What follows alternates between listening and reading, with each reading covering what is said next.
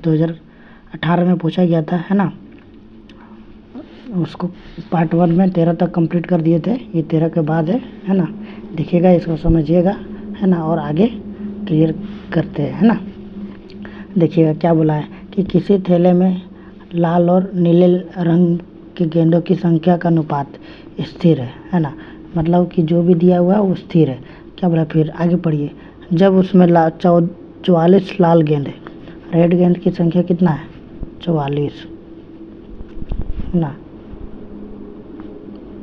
ठीक है, और आपका देखिए आगे पढ़िए, फिर क्या बोला थे, तो नीले गेंदों की संख्या 36 थी। नीले मतलब ब्लू, है ना। कितना थे, देखिए 36। यदि नीले गेंदों की संख्या 54, बोल रहा है कि 36 है ना, लेकिन बोल यदि 54 है तो थैले में लाल गेंदों की संख्या कितना है। तो ये एक एक नियम से बनेगा दोस्तों, देखिए इसको समझिएगा। बोल रहा किसी थैले में लाल रंग और नीले रंग की गेंदों की संख्या का अनुपात स्थिर है। जब उसमें लाल गेंद 44 है और नीले गेंद की संख्या 36 है।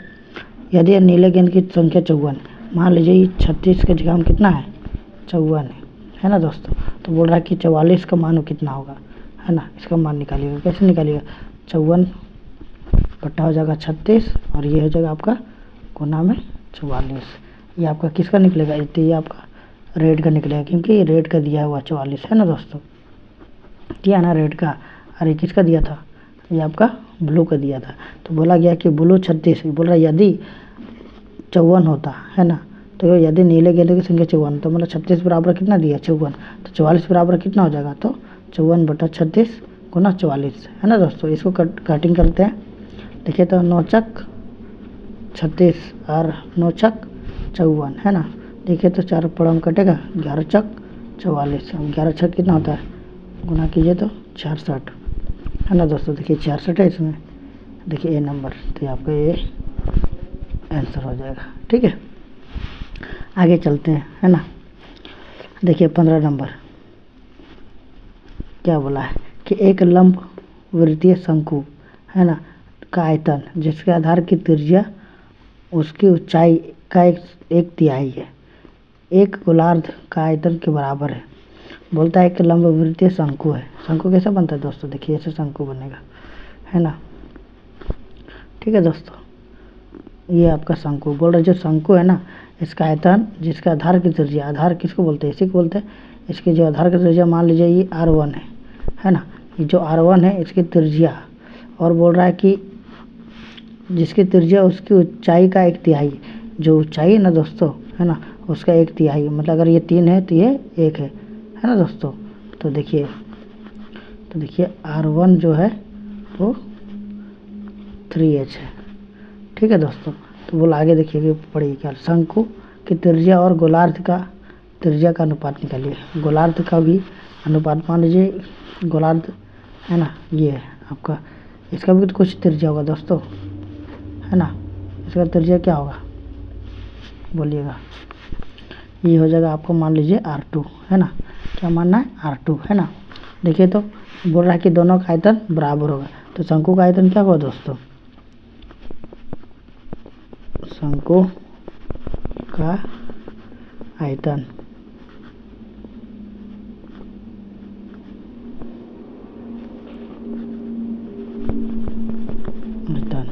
बराबर गोलार्ध का आयतन,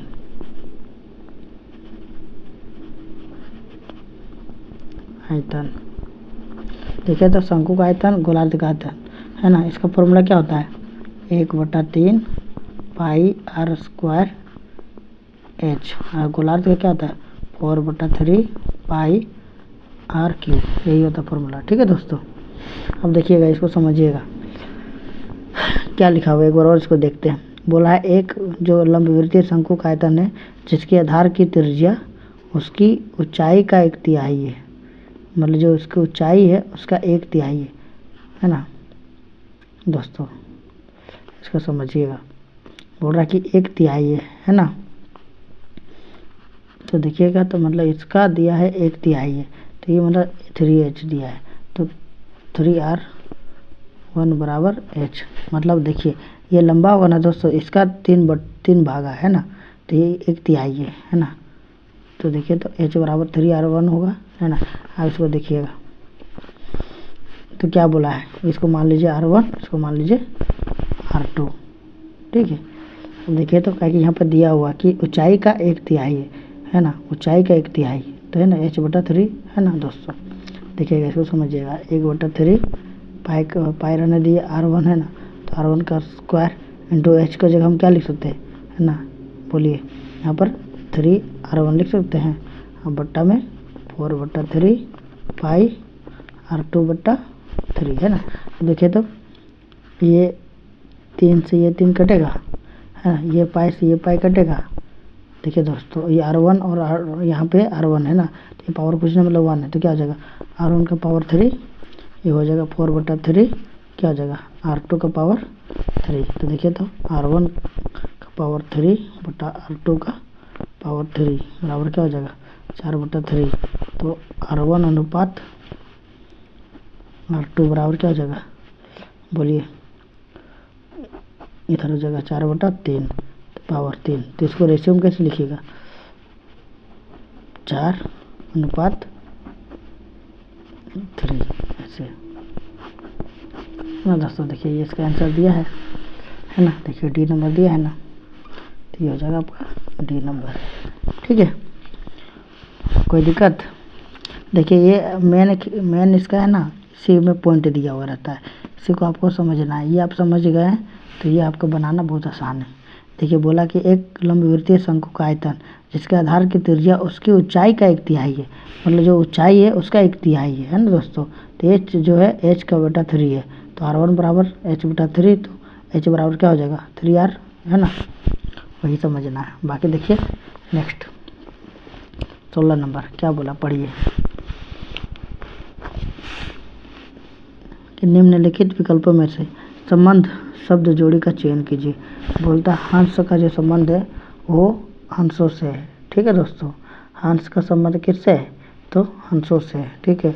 तो बोल रहा है कि मौजों का समीज मोजा से होगा, कमीजों का समीज आपका क्या बोल रहा है कमीज से होगा, या जैकेट का समझ जैकेट से होगा, या फिर पतलून का समझ पतलूनों से होगा। तो याद रखिएगा दोस्तों, ये आपका पतलून का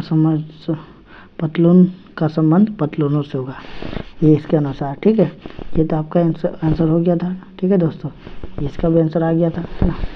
अब देखिएगा 17 नंबर, देखिए 17 नंबर पढ़िए क्या लिखा हुआ है। बोल रहा है कि पानी को ब्लीचिंग पाउडर में मिलाने पर कौन सी गैस निकलती है ना। बोल रहा है कि पानी मतलब जो जल है ना H2O को पानी को ब्लीचिंग पाउडर किसको बोलते हैं, बोलिए Cl, है ना, इसको बोलते हैं CaOCl2, इसको बोलते हैं ब्लीचिंग पाउडर को मिलाते हैं ना, तो बोल रही है कौन सा गैस निकलता है ना दोस्तों। तो इसमें आपका निकलता है क्लोरीन गैस। कौन सा गैस निकलता है, तो क्लोरीन गैस निकलता है, ठीक है, मतलब Cl का गैस निकलेगा, है ना दोस्तों, ठीक है, क्लोरीन गैस निकलेगा। मतलब जब भी पानी में ब्लीचिंग पाउडर में पानी मिलाएंगे तो क्लोरीन निकलेगा, मतलब क्लोरीन गैस निकलेगा, ठीक है दोस्तों। आगे आइएगा समझिएगा।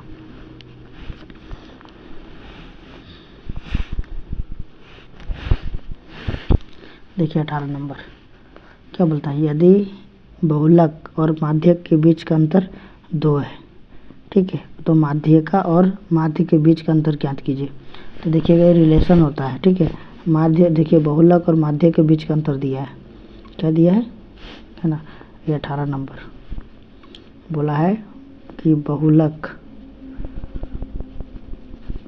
है ना, और माध्यक का बीच का अंतर 2 है, मतलब बहुलक माइनस माध्यिका, है ना, ये दिया है 2, ठीक है। तो बोला गया है कि माध्यिका माइनस माध्य के बीच का अंतर है ना, तो माइनस मतलब वही अंतर होता है दोस्त, है ना, तो माध्य, है ना। बोल रहा इसका मान क्या आएगा, इसी का मान पूछा है। तो देखिएगा दोस्तों, माध्य बहुलक का रिलेशन होता है, ठीक है। माध्य बहुलक का रिलेशन क्या होता है, देखिए समझिएगा। बहुलक बराबर 3 माध्यक या माध्यिका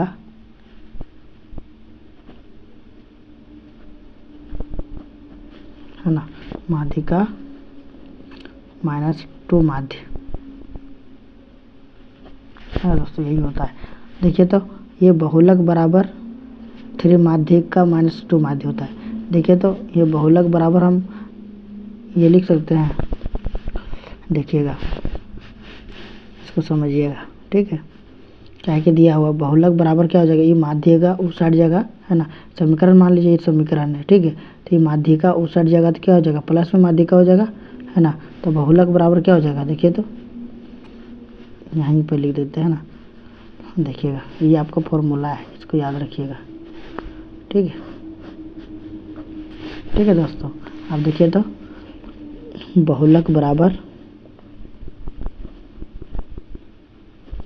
है ना 2 प्लस माध्यिका हो जाएगा, है ना। आप देखिएगा तो ये 2 प्लस माध्यिका हो जाएगा बहुलक बराबर। अब देखिए इसमें बैठा दीजिए, है ना, बहुलक बराबर 3 माध्यिका -2 माध्य। देखिए तो बहुलक की जगह हम आप ये लिख सकते हैं, है ना दोस्तों, लिख सकते हैं ना। तो लिखिएगा,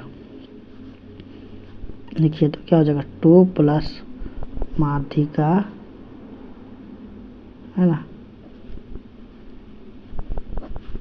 बराबर 3 माध्यिका,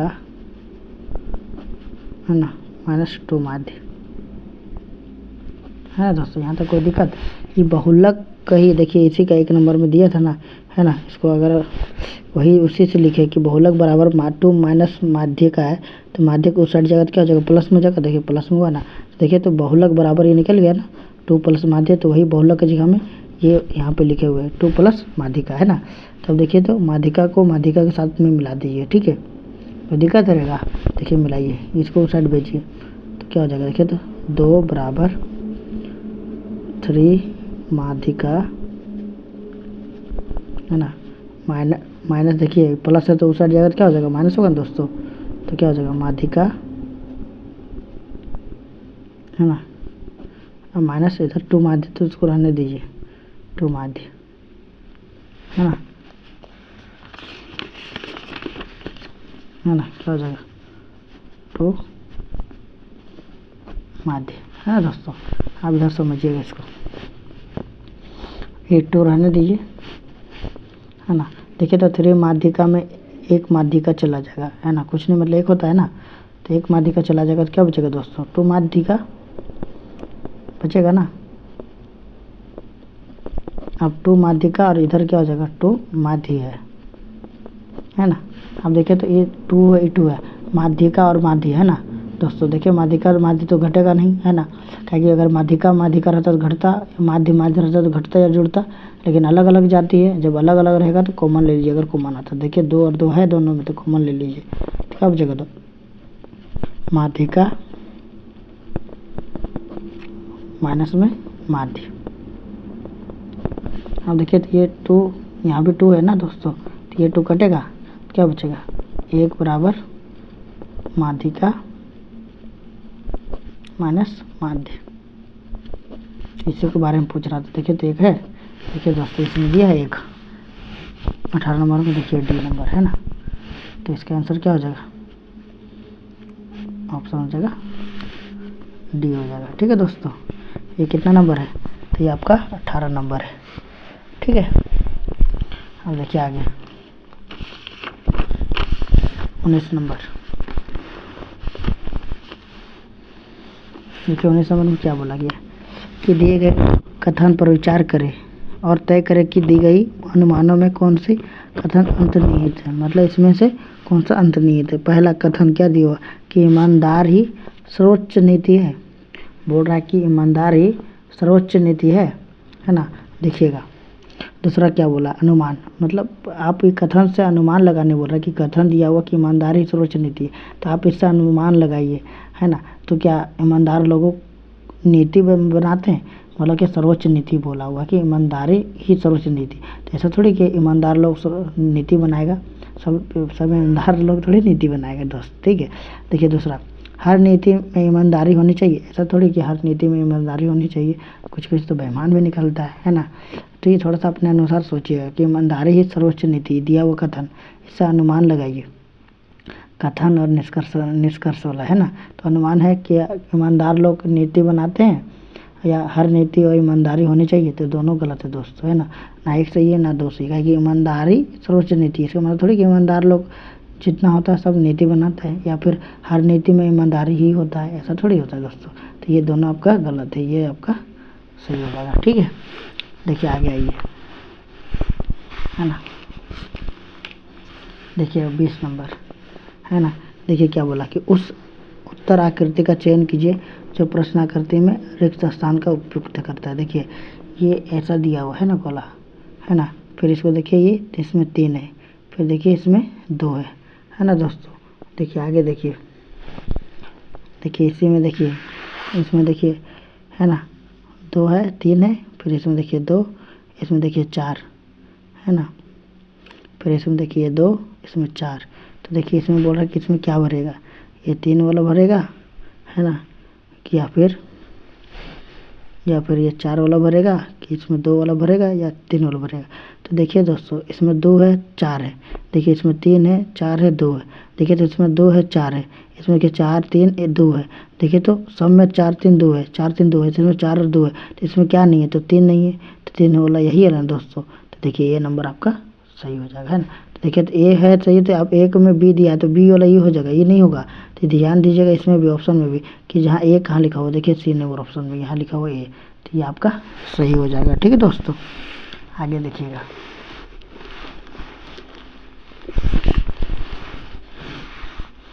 देखिए आगे नेक्स्ट 20 नंबर। देखिए क्या बोला कि नीचे दिए गए अनुक्रम में प्रतीक है ना दोस्तों।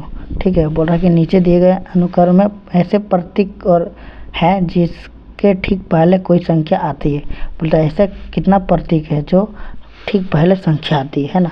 देखिएगा यहाँ से देखिए तो प्रतीक होना 1 है, देखिए इसके ठीक पहले, देखिए ठीक पहले ये है ना, बोलता ठीक पहले कोई संख्या आता है, देखिए संख्या आ रहा है ना, तो एक प्रतीक ऐसा है जिसमें एक संख्या आ रहा है, आगे बढ़िए।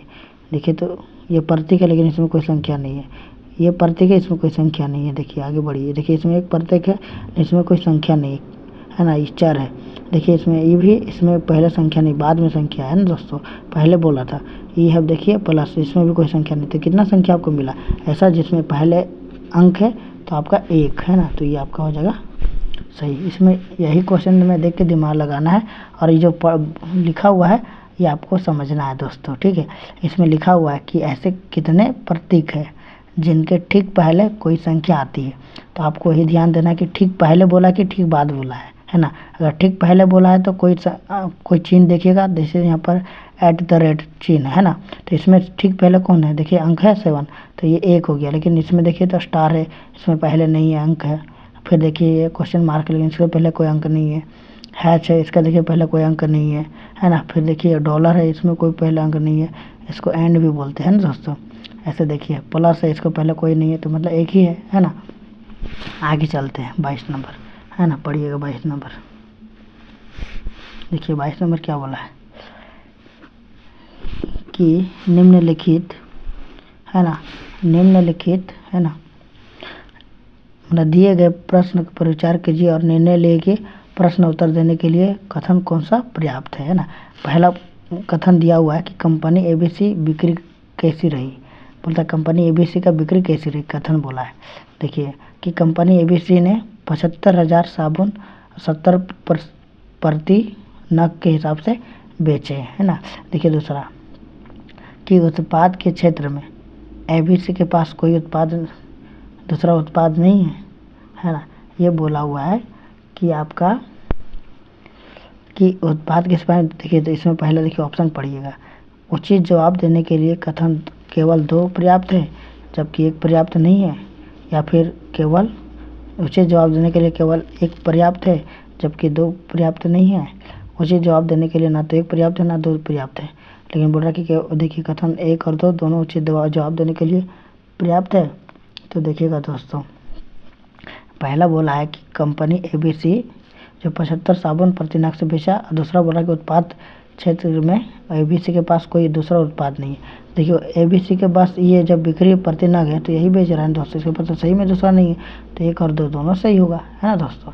कहीं बोला कि एबीसी की बिक्री कैसी रही, तो देखिए ना पहले से पता चल रहा है ना, बता रहा है ना कि एबीसी में 75,000 साबुन, है ना, प्रति 70 रुपये प्रति नग के हिसाब से बेचे हैं। और दूसरा में बोला उत्पाद क्षेत्र में एबीसी के पास कोई दूसरा उत्पाद नहीं है, तो यही अगर देखिए यहाँ पर बोल दिया ना साबुन बेच रहा है, तो इसके बाद सच में दूसरा नहीं है, तो मतलब ये दोनों आपका सही हो गया दोस्तों, है ना। 1 और 2 दोनों जवाब देने के लिए सही है। ठीक है, आगे बढ़िएगा, देखिएगा कितना नंबर, तो 23 नंबर, है ना। इसको पढ़िएगा 23 नंबर क्या लिखा हुआ है कि 9.5% वार्षिक साधारण ब्याज पर कोई राशि 6 वर्ष में 942 रुपये हो जाती है, तो आरंभ में किया गया निवेश क्या है, ये पूछ रहा है। तो देखिए दोस्तों, ये आपका साधारण ब्याज से क्वेश्चन दिया हुआ है, ठीक है। बोल रहा है 9.5% की मतलब कि परसेंट, है ना, तो रेट दिया हुआ है ना, तो कितना दिया है 9.5, है ना, और टाइम दिया है, कितना दिया है, तो 6 ईयर। और बोल रहा है कि ये जो 942 ना, ये आपका हो जाती है, जब भी बोलेगा ना हो जाती है। और बोल रहा है आरंभ में किया गया निवेश, निवेश का मतलब कि जो पूंजी लगा था वो बताइए, तो पूंजी को है ना पी से डिनोट करते हैं, और देखिए ए से डिनोट करते हैं आपका, है ना, या फिर तो SI बोलते हैं, है ना, तो ये SI आपको डिनोट करते हैं। देखिए 942 रुपया दिया हुआ है, ठीक है। अब देखिएगा दोस्तों, ये आपका दिया हुआ है, ठीक है ना। अब इसको देखिए 2 तरह से निकाल, देखिए आरटी परसेंट को ही हम लोग बोलते हैं SI, ठीक है।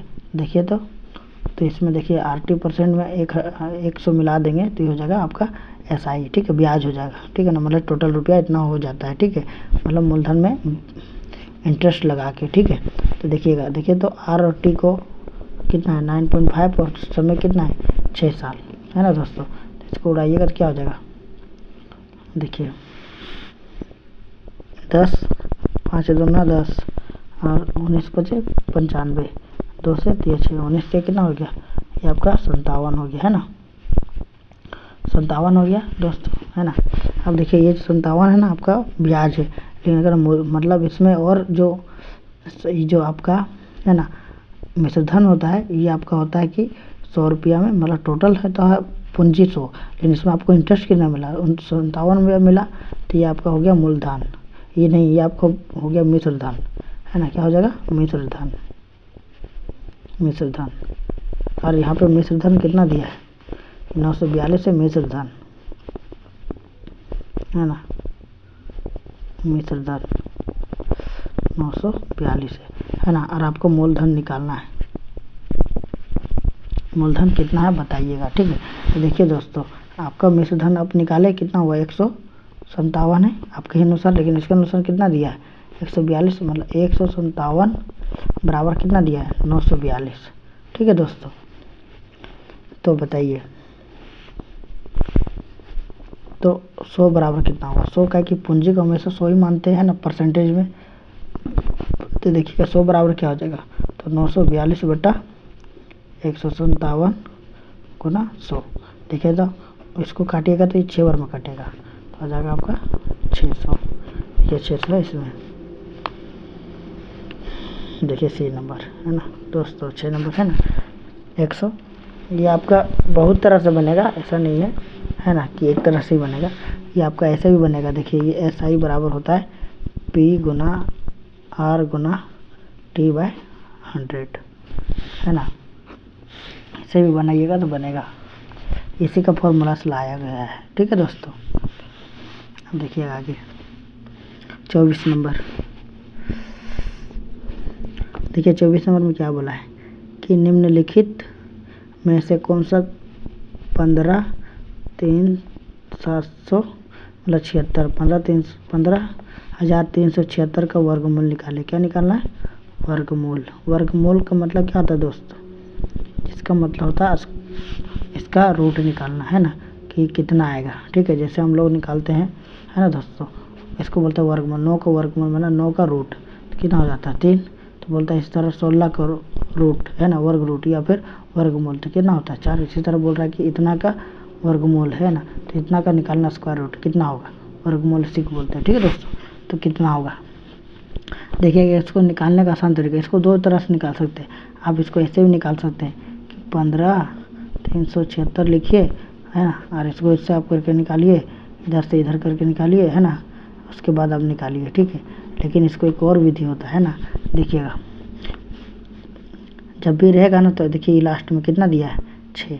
6 आपका स्क्वायर किस में आता है, जिसका लास्ट में स्क्वायर 6 आता है। जैसे 4 का स्क्वायर कितना होता है 16, तो देखिए लास्ट में 6 आ रहा है। ठीक है, अब देखिए 6 का स्क्वायर में देखिए 36, लास्ट में 6 आ रहा है, तो ये मतलब 4 और 6 ऐसा है जिसके लास्ट में अंक में कितना आता है 6 आता है। ठीक है दोस्तों, अब देखिए बचा ये 3 अंक है ना, इधर 2 अंक साइड करिए, इधर बचा कितना 3 अंक। देखिए तो 153 जो होता है किसके स्क्वायर के बीच में आता है, मतलब किसका स्क्वायर करेंगे तो 153 उसके बीच में आएगा। जैसे एक देखिए तो 12 का स्क्वायर कितना होता है 144 है ना दोस्तों।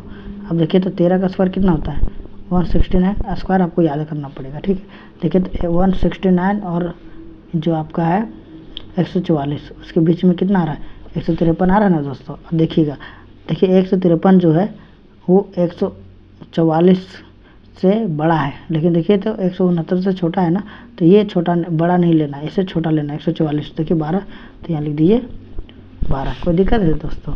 आप देखिएगा अब ये 12 ये आपका हो गया ये 12। अब देखिएगा तो इस दोनों को गुना कीजिएगा, 12 और 13 को इसको गुना कीजिए, कितना का 12 तिया 36 का 6 हाथ में 3, 12 और 3 कितना जगह 15, ये कितना है दोस्तों 156। अब देखिएगा ये जो 156 आया ना, इसको देखिएगा 153, ये 153 से बड़ा है कि छोटा, देखिए 153 से 156 बड़ा है ना, तो ये आपका छोटा है ना, तो ये छोटा है, तो इसमें से दोनों में से छोटा देखिए कौन सा वो छोटा हो, ये आंसर होगा।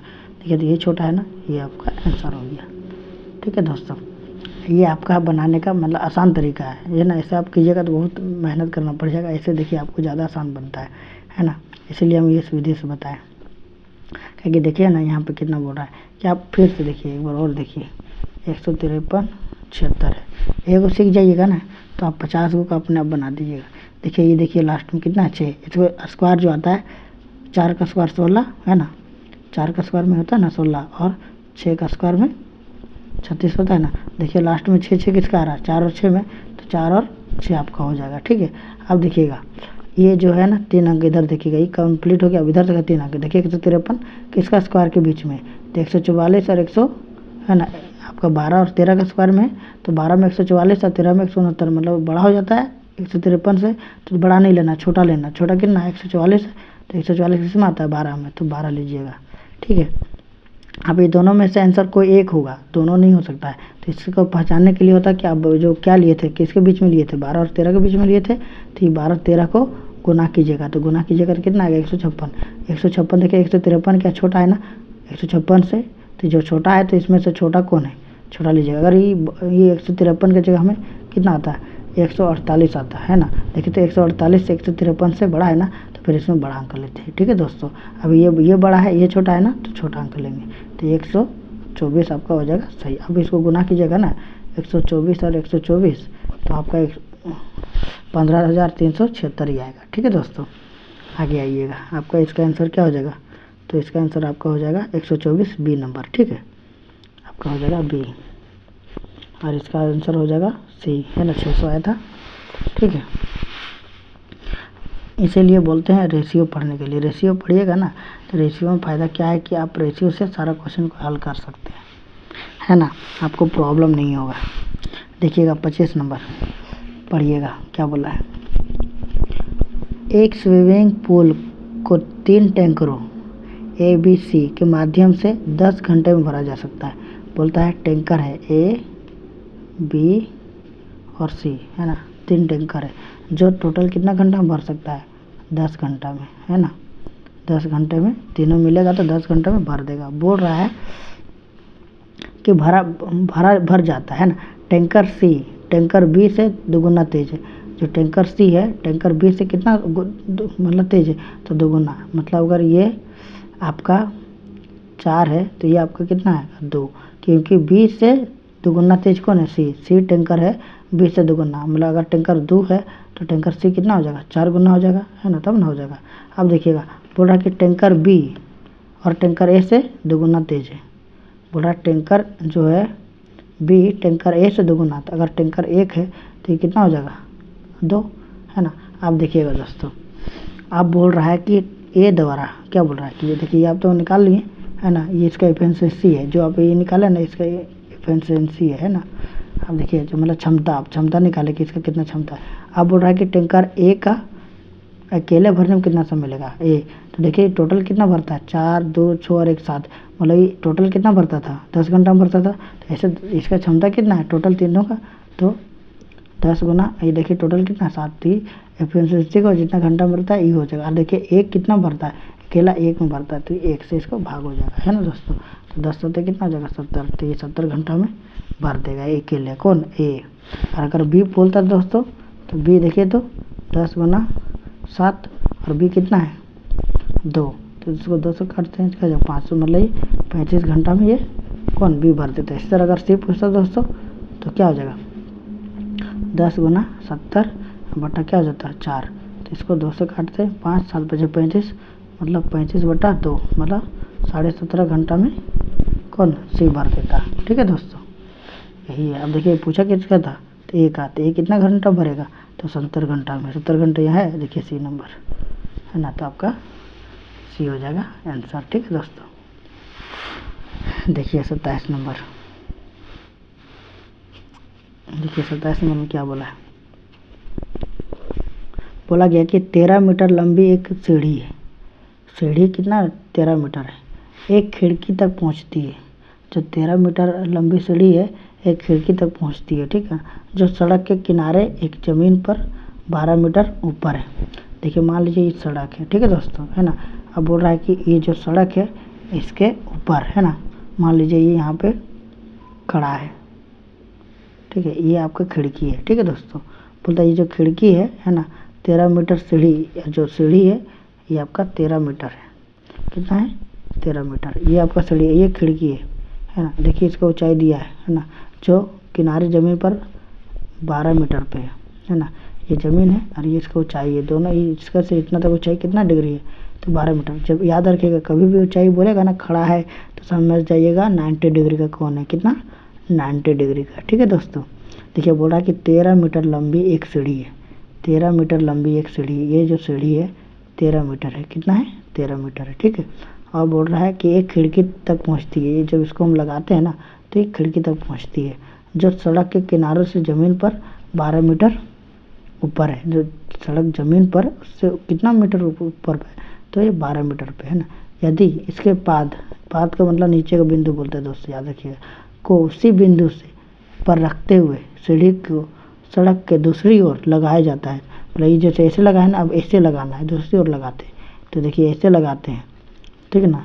तो बोल रहा है कि इसका जो दूरी है, देखिए इसमें बोल रहा है लगाते हैं तो यह खिड़की तक कितना मीटर ऊंचाई तक रहता है 5 मीटर तक। ठीक है, तो बोल रहा है कि सड़क की चौड़ाई ज्ञात करें, मतलब सड़क यहाँ से यहाँ तक का कितना चौड़ाई है वो ज्ञात करें। ठीक है, देखिए ये अगर 13 मीटर का है सीढ़िया, वही तो सीढ़ी है, तो ये 13 मीटर होगा। तो बोल रहा है कि इसका मान क्या हो जाएगा, देखिए ये भी तो 90 डिग्री होगा। हम बताएं तो दोस्तों आप सभी को पता है कि जब 90 डिग्री होता है तो पाइथागोरस का प्रमेय लगता है ना। देखिए तो ये h है, ये p है, तो h बराबर दिया है 13 और देखिए तो p बराबर दिया है 12। तो देखिए तो b बराबर, ये नीचे को बेस बोलते हैं ना, तो b ये होता है आपका h, ये होता है p, है ना। देखिए तो b बराबर निकल जाएगा, b बराबर क्या फॉर्मूला होता है दोस्तों, h स्क्वायर माइनस में p स्क्वायर, ये फॉर्मूला में बैठाइए, है ना। देखिए तो 13 का स्क्वायर क्या हो जाएगा, 13 का स्क्वायर माइनस 12 का स्क्वायर। देखिए तो 13 का स्क्वायर कितना होता है 169, 12 का स्क्वायर कितना होता है 144।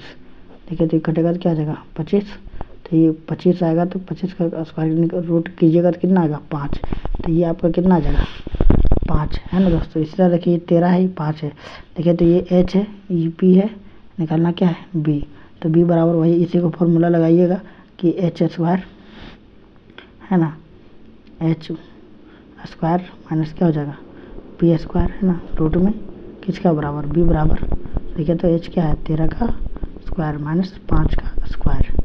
देखिए तो 13 कितना होगा 169 और ये 5 25 घटाइएगा तो कितना होगा 144, 144 किससे निकलता है स्क्वायर रूट 12 का, तो ये यहाँ से यहाँ तक कितना आया 12, और यहाँ से यहाँ तक कितना दिया है 5।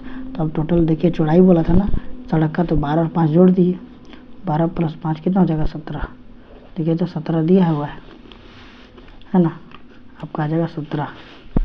देखिए तो इसमें है 17, डी नंबर है ना 17, और आपका भी दोनों को जोड़ने पर आया 17, तो चौड़ाई हो गया 17, डी नंबर। ठीक है दोस्तों, अब आइए 18 नंबर में।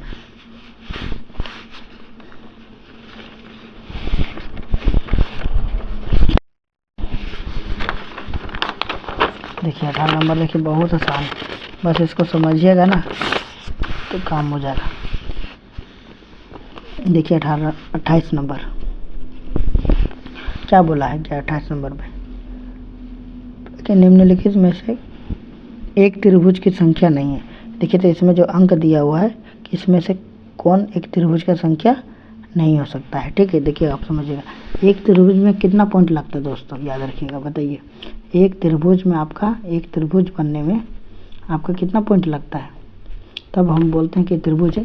तो एक पॉइंट ऊपर, एक पॉइंट यहाँ, एक पॉइंट यहाँ, मतलब टोटल कितना पॉइंट लगा दोस्तों, बोलिए 3 पॉइंट लगा ना। मतलब पहला एक त्रिभुज बनने में कितना पॉइंट लगेगा, 3 लगेगा, है ना। देखिए तो दूसरा त्रिभुज बनने में कितना पॉइंट लगेगा, देखिए तो 1 2 3, देखिए तो टोटल यूनिट कितना हुआ 1 2 3, और इधर हो गया 3 3 6।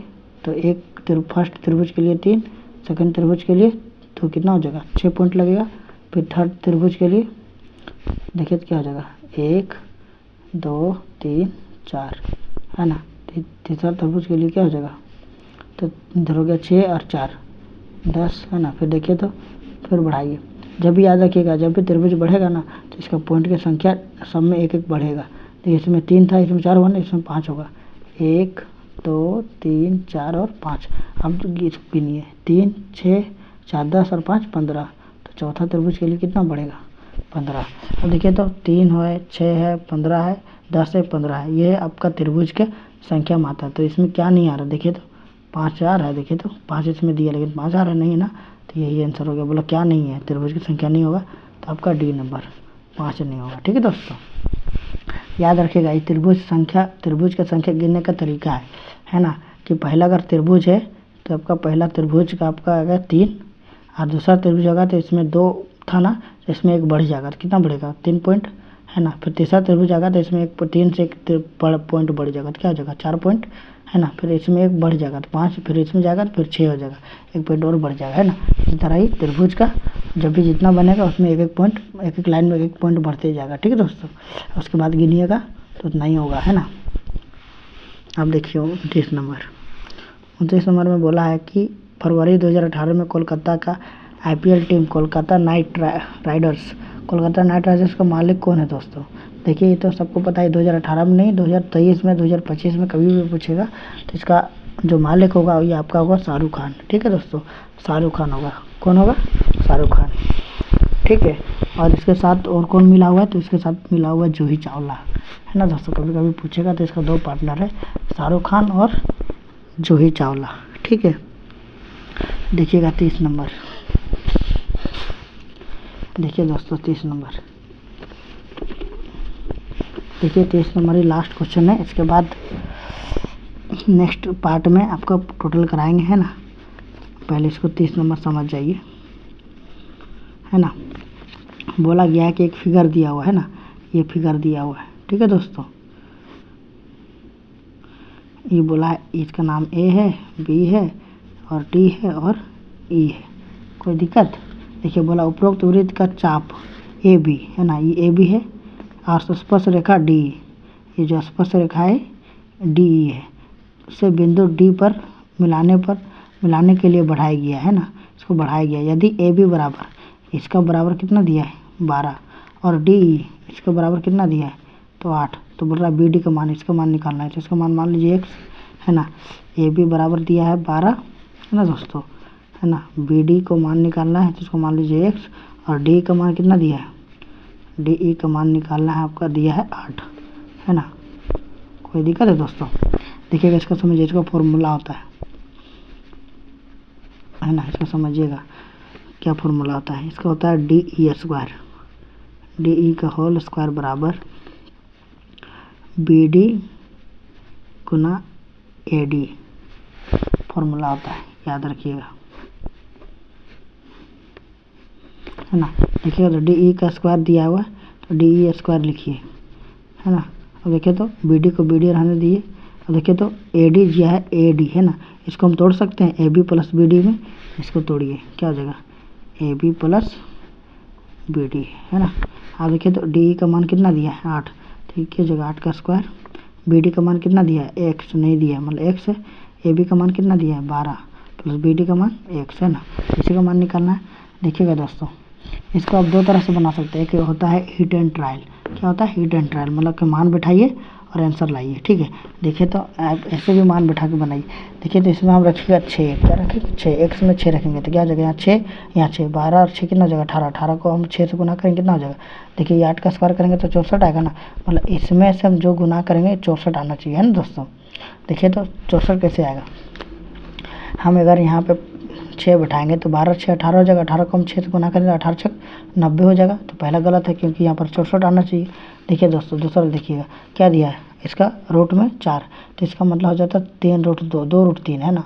देखिए तो 3 और 2 है ना, तो इसको 6 है ना, इसको बैठाएंगे तो भी नहीं आ सकता क्योंकि बहुत कम आ जाएगा, ठीक है। तो देखिए इसमें 4 बैठाइए, 12 और 4 16, 16 को हम 4 से बनाकर 16 चौक 64, है ना। देखिए 5 इसमें बैठाएंगे तो क्या हो जाएगा 12 5 17, है ना। 17 को हम 5 से गुना करें 17 5 85, तो 85 में नहीं आना चाहिए, 64 आना चाहिए। तो किस में आ रहा है दोस्तों, डी में आ रहा है ना, तो आपका डी आंसर हो जाएगा सही। इसको बोलते हैं हिट एंड ट्रायल। या फिर आपको है ना बनाना है तो देखिए कैसे बनाइएगा। देखिए तो इसको गुना कीजिएगा तो क्या हो जाएगा, एक्स को 12 से हम गुना करेंगे तो 12x, एक्स को हम एक्स से गुना करेंगे तो क्या हो जाएगा एक्स का होल एक्स का स्क्वायर, है ना। अब देखिए तो इसको रहने दीजिए, इसको एक्स स्क्वायर प्लस 12x। देखिए तो इसको हम इधर लेके आएंगे तो क्या हो जाएगा दोस्तों, बोलिएगा ये माइनस में होगा ना, तो माइनस में 64 बराबर 0। कोई दिक्कत है, ये मान लीजिए समीकरण। अब देखिए इसको बोलते हैं गुणनखंड का नियम, है ना। देखिएगा कितना आसानी से बनेगा। यहाँ कुछ नहीं मतलब क्या है दोस्तों, एक है ना, कुछ नहीं रहेगा तो एक समझिएगा, ठीक है। एक को हम 64 से गुना करेंगे तो क्या आ जाएगा, बोलिए 64 आएगा। अब देखिए 64 को हम क्या लिखेंगे या क्या क्या गुणनखंड करेंगे, जो मतलब इसको जोड़ने पर 12 आ जाएगा, ठीक है। तो देखिएगा 64 को हम लिख सकते हैं 8 × 8, मतलब 8 गुना 8 करेंगे तो 64 ही आता है ना। अब देखिए तो और 64 को और क्या क्या लिख सकते हैं, देखिए तो इसको हम लिख सकते हैं 16 गुना 4, 16 चौक भी 64 ही आता है ना दोस्तों। अब देखिए तो हमको लाना क्या है 12x लाना है। देखिए तो हम 8 को 8 अगर हम जोड़ेंगे तो क्या हो जाएगा 16, 8 में 8 घटाएंगे तो क्या हो जाएगा 0, तो नहीं आएगा। देखिए तो 16 में 4 जोड़ेंगे तो कितना हो जाएगा 20, लेकिन हमको लाना है 12। देखिए तो 16 में 4 घटाएंगे क्या आ जाएगा 12 आ जाएगा ना, तो मतलब ये आपको लगाना है। तो क्या लिखिएगा इसको, देखिए इसको एक्स स्क्वायर रहने दीजिए प्लस, देखिए तो इसको हम लिख सकते हैं 16x माइनस में 4x माइनस में 64 इक्वल टू 0। देखिए 16 में 4 जगह तो 12 आ रहा है, तो मतलब इसको हम तोड़ना है, इसको है ना तोड़ना है 2 भागों में, है ना। देखिए इसको हम 2 भागों में तोड़े तो इसको ऐसा तोड़ना है कि इसको जोड़ने पर ये घटाने पे 12 होना चाहिए और इसको गुना करने पे 64 आना चाहिए। तो देखिए आ रहा है ना, क्या कि एक यहाँ पे जो रहता, अगर यहाँ 2 रहता 2 से गुना करते तो 128 होता, तो 128 को भी तोड़ते हैं, है ना दोस्तों। तो याद रखिए यहाँ 1 था इसलिए हम 1 से ही लिए, ठीक है। तो अब देखिए 16 और 4 तोड़े हैं। अब देखिए तो ये दोनों में कॉमन लीजिए, ये दोनों में क्या कॉमन आएगा, बोलिए ये x है, यहाँ कुछ नहीं मतलब क्या है यहाँ भी x है ना, क्योंकि 16 तो यहाँ भी अंक नहीं है, अंक रहता तो फिर अंक से कॉमन लेते, x है तो x से कॉमन लेंगे, तो x लगाएगा कॉमन तो क्या बचेगा x प्लस 16। देखिए तो माइनस और माइनस है तो माइनस कॉमन ले सकते हैं। देखिए 4 और 64 में 4 आएगा तो 4 है तो 4 लीजिए कॉमन, तो x इसमें नहीं है तो x रहने दीजिए, x रहता तो हम x भी कॉमन ले लेते हैं ना दोस्तों, नहीं है x इसमें, इसलिए 4 कॉमन लिए। 4 में 64 में देखिए 4 से का बड़ा 64 के नंबर में आता है 16 बार में, तो आपको प्लस में 16। अब देखिए ये माइनस को इतना गुना कीजिए, इतना आना चाहिए, अगर इतना आ रहा है तो आपका कॉमन लेना सही है, नहीं तो फिर गलत हो जाएगा, ठीक है। अब देखिए तो ये ब्रैकेट मिल रहा है, अगर मिल रहा है तो भी सही है, अगर नहीं मिलेगा तो फिर गलती है ना दोस्तों, आप समझिएगा। अब देखिए तो x प्लस 16 ये दोनों में से एक उतार दिए और दूसरा देखिए तो एक x है, यहाँ पे -4 है, इसको एक ब्रैकेट में लिखिए x माइनस 4 बराबर 0। अब देखिए तो x प्लस 16 बराबर 0 कर सकते हैं और x माइनस 4 बराबर 0 कर सकते हैं, है ना। अब देखिए तो x को इसको हम इधर लेके जाएंगे तो क्या हो जाएगा माइनस में 16, इसको उधर लेके जाएंगे तो क्या हो जाएगा प्लस में 4। देखिएगा हमेशा x का जो वैल्यू होता है ये हमेशा याद रखिए प्लस वाला लेना है, क्या लेना है प्लस वाला माइनस वाला नहीं लेना। देखिए 4 आया है ना। देखिए हीट एंड ट्रायल से भी 4 आया था ना, लेकिन ये विधि से थोड़ा सा प्रोसेस में थोड़ा लंबा है ना। लेकिन क्या कीजिएगा, 2 विधि इसीलिए बता दी, उसको बोलते हैं हीट एंड ट्रायल है ना। हीट एंड ट्रायल से बैठाइए ऑप्शन से बैठाइएगा तो आपका और अच्छा है। और अगर नहीं ऑप्शन से समझ में आ रहा है तो इसमें आप निकालिए, ये आपका हो जाएगा सही, है ना दोस्तों। तो देखिए क्लास अगर अच्छा लगे तो लाइक करिएगा, और जो नया है उसे सब्सक्राइब कर लीजिएगा, है ना दोस्तों। जय हिंद, जय भारत।